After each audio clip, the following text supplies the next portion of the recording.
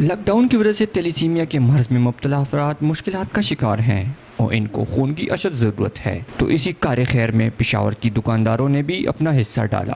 اس حوالے سے الخدمت فاؤنڈیشن کے زیر اہتمام بلڈ کیمپ کا انعقاد کیا گیا، جس میں پشاور سرحد کے دکانداروں نے خون کے عطیات دیے۔ اس حوالے سے ایڈیشنل جنرل سیکرٹری جناح اسٹریٹ گورا بازار تنویر شہزاد کا کہنا تھا کہ تو اس میں ہم نے کہا انشاءاللہ ابھی تاجر بھی اس میں حصہ لیں بھرپور، کیونکہ یہ بچوں کو بہت زیادہ ضرورت ہے اور ہمارا فرض بنتا ہے کہ ہم اس بچوں کے کام آئیں اور ان کو ہم بلڈ دے سکیں۔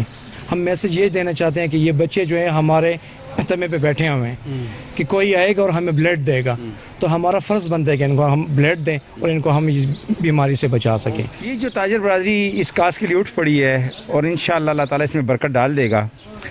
پورے صوبہ خیبر پختونخوا میں 7,000 تھیلیسیمیا کے پیشنٹس ہیں جن کو ہم نے فیسیلیٹیٹ کرنا ہے۔ ہمارے پاس الخدمت میں تقریباً 750 جو ہیں رجسٹرڈ پیشنٹس ہیں۔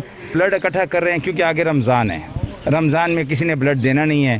جو لوگ خون دینے سے ڈرتے ہیں، اس حوالے سے ڈاکٹر کا کہنا تھا کہ اس میں ڈرنے کی کوئی بات نہیں۔ یونیورسٹی کالجز اسکول سب کچھ بند ہے، کیونکہ ہم بلڈ کیمپنگ زیادہ تر جو یونیورسٹی کالجز میں کر رہے ہیں، تو اس وجہ سے وہ بند ہے۔ اس لیے ہم نے تاجر برادری سے رابطہ کیا کہ ہمیں بلڈ خون کی ضرورت ہے، کیونکہ رمضان بھی آ رہے ہیں اور بچوں کو بلڈ ٹرانسفیوژن کی سخت ضرورت ہے۔